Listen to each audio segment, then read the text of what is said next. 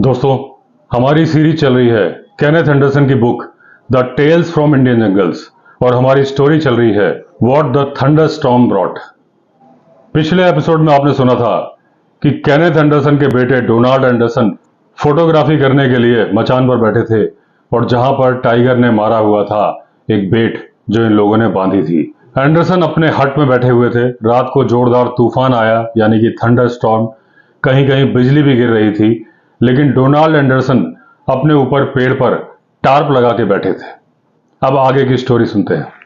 अब एंडरसन बोलते हैं कि जब तूफान बंद हो गया था, दूर चला गया था, तभी एंडरसन ने एक गुस्साए हुए हाथी की चिंगाड़ सुनी और वो चिंगाड़ जहां से आई थी वो जगह वही थी, नाला, यानी जहां पर डोनाल्ड बैठे थे अपना मचान लगाकर। अब थंगा वेलू, जो कि इनकी टपकती हुई हट के अंदर सामान को यहां वहां बटोरने की नाकाम कोशिश कर रहा था, उसने भी सुनी वो चिंगाड़ की आवाज। वो भी अपना काम छोड़ के रुक गया। उसके बाद एंडरसन और थंगा वेलू दोनों बाहर वरांडे में आए ताकि कोई आवाज आए तो वो ध्यान से सुन सके। अब हाथी के चिंगाड़ने की आवाज दोबारा आई। इस बार कोई डाउट नहीं था कि यह हाथी की आवाज है। और उसके बाद किसी आदमी के चिल्लाने की आवाज भी आई। बीच बीच में बारिश की आवाज आ रही थी, लेकिन यह समझ में आ रहा था कि हाथी ने चिंगाड़ा और कोई आदमी चिल्ला रहा है। अब एंडरसन सोच रहे थे ये कौन आदमी है जो चिल्ला रहा है? क्या यह डोनाल्ड है जो चिल्ला रहा है? अब एंडरसन के सामने पिक्चर क्लियर हो गई थी। वो समझ गए थे कि उनका बेटा खतरे में है। हुआ यह होगा कि जहां वो बिना हथियार के मचान पर बैठ के टाइगर का इंतजार कर रहा था, वहां पहुंच गया था एक हाथी। हाथी मचान को नीचे खींचने की कोशिश कर रहा है, इसलिए चिंगाड़ रहा है, और डोनाल्ड हाथी को भगाने की कोशिश कर रहा है, इसलिए चिल्ला रहा है। डोनाल्ड के पास हथियार नहीं है। अब एंडरसन को अपने ऊपर गुस्सा आने लगा। वो समझ गए कि इस बात के लिए डोनाल्ड को ब्लेम नहीं किया जा सकता। वो लोग फोटोग्राफी ट्रिप में आए थे, लेकिन आए थे जंगल में, हथियार लेके नहीं आए थे। हथियार ना लाने का रीजन ये था कि एंडरसन का मानना था कि हम सिर्फ फोटोग्राफी करेंगे, कहीं आसान शिकार हमारे सामने आ जाएगा और अगर हमारे पास बंदूकें हुई तो क्या पता हम ललचा जाएं उस शिकार पर गोली मारने के लिए। लेकिन अब उन्हें अफसोस हो रहा था कि वो हथियार क्यों नहीं लाए। अब एक बड़ी लालटेन हाथ में लेके, साथ में चंदन की एक लाठी लेके एंडरसन निकल पड़े उस दिशा में, यानी कि नाले की दिशा में जहां से आवाजें आ रही थी। अब हड़बड़ाहट में रेनकोट का कैप लेना एंडरसन भूल गए और पानी ऊपर से नीचे जाता रहा और उसके बाद स्किन तक पूरी तरह से भीग चुके थे। अब एंडरसन तेजी के साथ भागते जा रहे थे। काफी दूरी इन्होंने तय कर ली थी। तब इन्होंने ध्यान से देखा, पीछे एक लालटेन और आ रही थी। वो थंगा वेलू था जो कि लालटेन लेके आ रहा था। थंगा वेलू डोनाल्ड से बहुत प्यार करता था और एंडरसन इस बात से खुश हुए थे कि वो पीछे आ रहा था। दूसरा कोई भी सर्वेंट नहीं आया था और किसी की हिम्मत भी नहीं होती जंगल में बिना हथियार के जाने की, जहां पर एक गुस्साया हाथी चिंगाड़ रहा हो। अब इन्हें कुछ टूटने की आवाज सुनाई देने लगी। ये समझ गए थे कि हाथी उस पेड़ को तोड़ने की कोशिश कर रहा है जिस पर बैठा है डोनाल्ड। अब एंडरसन ने पूरी कोशिश की कि वो तेज गति से भाग सकें, लेकिन उनकी सांस फूल रही थी, वो ऐसा नहीं कर पा रहे थे। तो वो तेज तेज जॉग करके जा रहे थे और दोनों, थंगा वेलू और एंडरसन, चिल्ला रहे थे ताकि हाथी का ध्यान इनकी तरफ आ जाए और वो डोनाल्ड को छोड़ दे। अब बाकी का हिस्सा आप डोनाल्ड की जवानी सुनिए। और डोनाल्ड यहां पर बोलते हैं कि पता नहीं मेरे पिताजी मुझे क्यों बीच में लेके आ जाते हैं, क्योंकि मुझे लिखना नहीं आता है। अब डोनाल्ड ने यहां पर लिखा कि पिछला हिस्सा तो आपको पिताजी बता चुके हैं, आगे का हिस्सा सुनिए। मैं पेड़ पर बैठा था दूध वाले का कैमरा लेके, जिसमें फ्लैश लाइट भी थी। टाइगर ने हमारी बेट को खा लिया था और मैं इंतजार में था कब टाइगर आए और मैं फोटो खींचूं। अब इन्होंने एक बेट भी बांध दी थी ताकि टाइगर आए ही आए, क्योंकि जो शिकार था उसको पूरा का पूरा टाइगर खा चुका था। वो जो बेट बांधी थी वो उस पेड़ से 30 गज की दूरी पर थी। पेड़ के नीचे ही था वो नाला जो कि इनके शिकारी ने बताया था कि वहां से रेगुलर निकलते हैं टाइगर और पैंथर। अब एंडरसन बोलते हैं कि बहुत सारे जानवरों की अलार्म कॉल आ रही थी, सांबर डियर, स्पॉटेड डियर और लंगूर की। और जिस हिसाब से वो अलार्म कॉल कर रहे थे डोनाल्ड की समझ में आ चुका था कि ये पैंथर नहीं, टाइगर है। और तभी टाइगर ने नजदीक से एक दहाड़ मारी और उसके बाद एक पैंथर ने दूर से दहाड़ मारी। डोनाल्ड समझ गए कि पैंथर उस दूसरी बेड के पास जा रहा है जो इन लोगों ने बांधी थी। अब डोनाल्ड अपनी राइफल संभाल कर बैठे थे और उनके मन में एक कसक थी कि वो अपनी राइफल लेके क्यों नहीं आए। बोले, मेरे पिताजी बूढ़े आदमी हमेशा प्रेफर करते हैं कैमरा रखो, राइफल नहीं। लेकिन लालच ही कुछ ऐसा था, नजदीक में आ रहा था टाइगर, काश मेरी .423 राइफल मेरे पास होती। तभी डोनाल्ड को एक थड़ की आवाज सुनाई दी। ये समझ गए कि टाइगर आ चुका है और उनकी जो लाइव बेट है उसे मार रहा है। अगर पैंथर होता तो वो गला चोक करता, काफी टाइम लगता उस जानवर को मरने में, स्ट्रगल की आवाज आती। यहां तो स्ट्रगल हुई ही नहीं, एक झटके में टाइगर ने उस भैंसे की गर्दन तोड़ दी। अब जहां से आवाज आई थी वहां अपना कैमरा घुमाकर एंडरसन ने, यानी कि डोनाल्ड एंडरसन ने, अपना बटन दबा दिया। जैसे ही फ्लैश चमका, टाइगर की एक जोरदार आवाज आई गुर्राने की और उसके बाद झाड़ियों में कूदने की आवाज आई। ये समझ गए कि टाइगर गायब हो गया है। अब टाइगर जा चुका था और कुछ करने के लिए था नहीं, तो डोनाल्ड एंडरसन वहीं लेट गए कि आराम से सो जाऊं। थोड़ा सा तकलीफ हो रही थी सोने में और डोनाल्ड का मन कर रहा था काश मैं अपने बैम्बू केबिन में होता। अब डोनाल्ड की नींद खुली क्योंकि उनका पेड़ हिल रहा था जोरदार तरीके से और वो हिल रहा था आंधी की वजह से। अब डोनाल्ड बोलते हैं कि बहुत बड़ा तूफान आया था, पेड़ की पत्तियां डालियां मेरे चेहरे पर टकरा रही थी, पेड़ जोर जोर से हिल रहा था। तभी जो टार्प ऊपर बांधा था वो फट चुका था। एक तरफ से तो बंधा था, एक तरफ से उसका सिरा हवा में फड़फड़ा रहा था। अब बहुत जोर से बारिश आ रही थी तो डोनाल्ड एंडरसन ने अपना वो दूध वाले का कैमरा केस में रख दिया ताकि वो सुरक्षित रहे और ये उम्मीद कर रहे थे कि पानी उसके अंदर नहीं जाएगा। हालांकि ये खुद एक भीगे स्पंज की तरह से बन चुके थे, पानी से पूरी तरह से तरबतर थे। तभी कुछ अजीब सा हुआ, टाइगर वापस आ गया क्योंकि जो बिजली चमक रही थी उससे उसको लगा कि जिसे उसने फ्लैश लाइट या आदमी की प्रेजेंस समझा था वो तो आसमान की बिजली थी। तो अपने आप को धिक्कारता हुआ टाइगर वापस आ गया कि अच्छा खासा शिकार मैं छोड़ के आ गया और उसने शिकार को खाना शुरू कर दिया। लेकिन डोनाल्ड ने अपना कैमरा वापस नहीं निकाला क्योंकि वो कैमरा उनका था भी नहीं, दूध वाले का कैमरा था और इतनी बारिश में कैमरा खराब हो जाता और उन्हें लगा अगर मैं फ्लैश चमकाऊंगा भी तो पानी की बूंदें आएंगी जो बीच में है, टाइगर तो उसमें आएगा नहीं। अब बारिश रुक गई थी, टाइगर जो भैंस को खा रहा था वो आवाज साफ सुनाई दे रही थी। तभी ऐसा लगा जैसे कोई फुटबॉल को लात मारता हुआ आ रहा है। तेज कदमों की आहट आ रही थी, नाले में से आ चुका था एक एलिफेंट और ऐसा लगता था कि हाथी बहुत ज्यादा भीग चुका है। वो खाने की तलाश में नहीं है, वो आश्रय की तलाश में है क्योंकि वो पेड़ पत्तियां तोड़ नहीं रहा था, पेड़ के नीचे आके खड़ा हो गया। टाइगर को भी मालूम चल चुका था कि हाथी आ चुका है। जनरली टाइगर ऐसी कंडीशन में निकल जाता या झाड़ियों में गायब हो जाता क्योंकि जनरली हाथी और टाइगर एक दूसरे का आमना सामना पसंद नहीं करते। लेकिन ये टाइगर हट नहीं रहा था, इसने एक हल्की सी दहाड़ मारी और वहीं बैठकर भैंसे को खाता रहा। न सिर्फ खाता रहा, बीच बीच में दहाड़ भी रहा था, यानी हाथी को चेतावनी दे रहा था।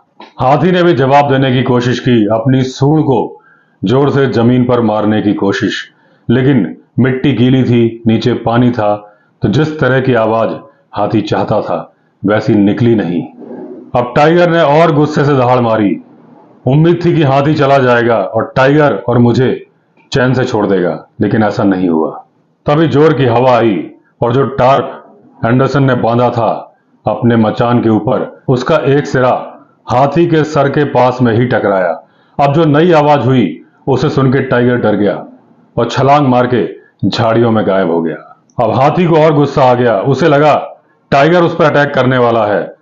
फिर उसने ऊपर देखा तो देखा कपड़ा, मचान और एंडरसन। अब हाथी ने जोर की चिंगाड़ मारी और उसके बाद अपना सर टकराने लगा उस पेड़ पर जिस पर था मचान। मिट्टी गीली थी और डोनाल्ड को ऐसा लगा जैसे वो पेड़ पेंडुलम की तरह यहां से वहां जा रहा है। उन्हें पूरा यकीन था कि एक दो टक्कर हाथी और मारेगा और ये पेड़ जमीन पर गिर जाएगा। अब एकदम अंधेरा था। भले ही हाथी जहां टक्कर मार रहा था वो जगह इतनी पास में थी कि अगर डोनाल्ड चाहते तो अपने हाथ से छू सकते थे, लेकिन उसके जो दांत थे वो हल्के हल्के चमक रहे थे, तो ये समझ चुके थे कि ये हाथी बुल एलिफेंट है। और केनेथ एंडरसन हाथी की स्मेल भी सूंघ पा रहे थे। हालांकि बारिश से वो हाथी पूरी तरह से धुल चुका था, उसके बावजूद जैसी स्मेल टस्कर से आती है वो आ रही थी। अब डोनाल्ड को मालूम था अगली टक्कर में पेड़ धराशायी हो जाएगा, तो डोनाल्ड ने जोर जोर से चिल्लाना शुरू कर दिया। अपने पूरे फेफड़ों में हवा भरी और जोर से चिल्लाए। उसका असर भी हुआ, हाथी थोड़ी देर के लिए रुक गया। अब एंडरसन को मालूम था कि ये दोबारा आएगा अगली टक्कर में, पेड़ नीचे साथ में मैं भी नीचे। तभी डोनाल्ड को याद आया कि उनके पास इलेक्ट्रिक टॉर्च है।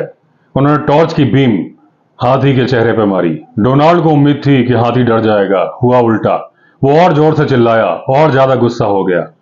उनको ऐसा लगा जैसे रेलवे का इंजन पेड़ पर आके टकरा गया हो, जब उस हाथी ने अपना सर इनके पेड़ के तने पर मारा। अब उस पेड़ के जड़ों के टूटने की आवाज आने लगी। धीरे धीरे स्लो मोशन में पेड़ नीचे गिरने लगा और उसके बाद पेड़, मचान और डोनाल्ड एंडरसन तीनों नीचे आ गए। अब जब ये नीचे गिरने लगे तो इन्होंने ऊपर की एक डाल को पकड़ लिया ताकि झटके लगने के अलावा कोई बड़ी इंजरी ना होने पाए। अब जब डोनाल्ड जमीन पर आ गए तो उन्होंने कोशिश की कि टॉर्च को ढूंढे, लेकिन टॉर्च मिल ही नहीं रही थी। एकदम अंधेरा था। वो सोच रहे थे कि पास की बांस की झाड़ियों में छिप जाएं ताकि हाथी से बच सके। इनको हाथी भी नजर नहीं आ रहा था। इनको लग रहा था जब ये भागेंगे कहीं ऐसा ना हो हाथी से ही टकरा जाए, लेकिन इसका सोल्यूशन हाथी ने ही दे दिया। वो टार्प जो अभी भी पेड़ में बंधा था हवा से फड़फड़ा रहा था। एक एंड रस्सी से बंधा था, जो एंड हवा में फड़फड़ा रहा था उसे हाथी ने पकड़ लिया और डोनाल्ड को मालूम चल गया कि हाथी कहां पर है। अब पूरा अंधेरा था, लेकिन डोनाल्ड समझ चुके थे कि हाथी करीब 15 फीट की दूरी पर है। उसकी सांसें, उसकी गंध डोनाल्ड को साफ साफ आ रही थी। अगला स्टेप वो लेता उसके पहले डोनाल्ड को सुनाई दी किसी आदमी के चिल्लाने की आवाज। आवाजें नजदीक आती जा रही थी। अब डोनाल्ड को समझ में आ गया था कि एक आवाज उनके पिताजी यानी केनेथ एंडरसन की है और दूसरी आवाज है थंगावेलु की। अब दूर से लालटेन भी दिखाई दे रही थी। हाथी ने भी देख लिया था, वो चुप हो गया था। फिर गुस्से से उसने अपनी सूंड जमीन पर पटकी और अपना फेस उन आदमियों की तरफ कर लिया जो चिल्लाते हुए आ रहे थे। डोनाल्ड को मालूम था कि उसके पिताजी के पास हथियार नहीं है और अगर हाथी उनकी तरफ दौड़ा तो बस टच एंड गो हो जाएगा। उसे सिर्फ छूना है और ये लोग चले जाएंगे। तो डोनाल्ड ने सोचा कि अगर मैं भी चिल्लाने लगूं तो हाथी कंफ्यूज हो जाएगा कि यहां जाऊं कि वहां जाऊं, अरे भाई कहां जाऊं। अब वो दोनों आदमियों की आवाजें यानी उनके पिताजी और थंगावेलु नाले में आ चुके थे और केनेथ एंडरसन चिल्ला रहे थे, Donald are you all right. लेकिन सुनकर भी डोनाल्ड ने कोई जवाब नहीं दिया क्योंकि हाथी बहुत ही नजदीक था।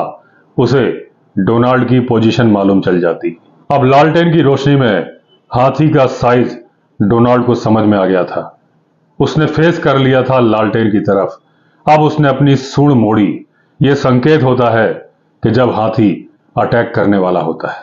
वो अटैक करे उसके पहले ही डोनाल्ड ने भी चिल्लाना शुरू कर दिया। अब लालटेन की रोशनी में केनेथ एंडरसन और थंगावेलु ने भी हाथी को देख लिया था। अब ये लोग हर तरफ से चिल्ला रहे थे।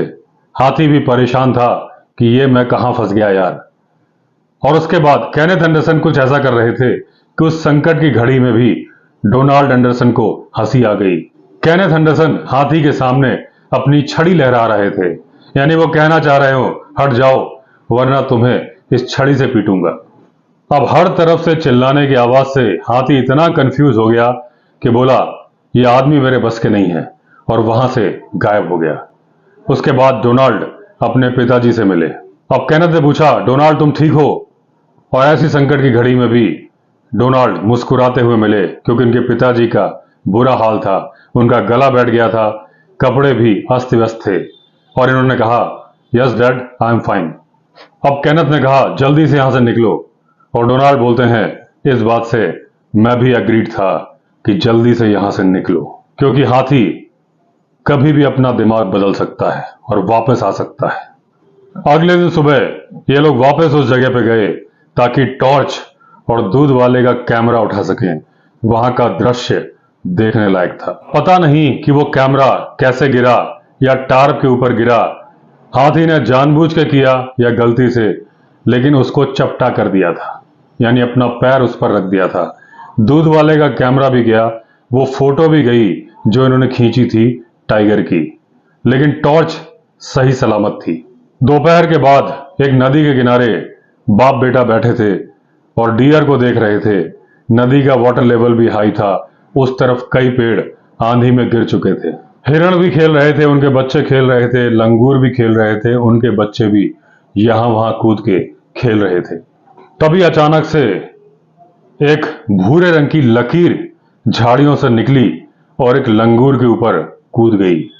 डियर थोड़ी दूरी पर थे और जो लंगूरों का वॉचमैन था, पेड़ के ऊपर बैठा था, वो अपनी ड्यूटी ठीक से नहीं कर पाया था। उसे खतरा नजर नहीं आया था। एक वाइल्ड डॉग यानी जंगली कुत्ता झाड़ियों से कूदा था और एक बंदर को पकड़ के आराम से अपने जबड़ों में लेके जा रहा था।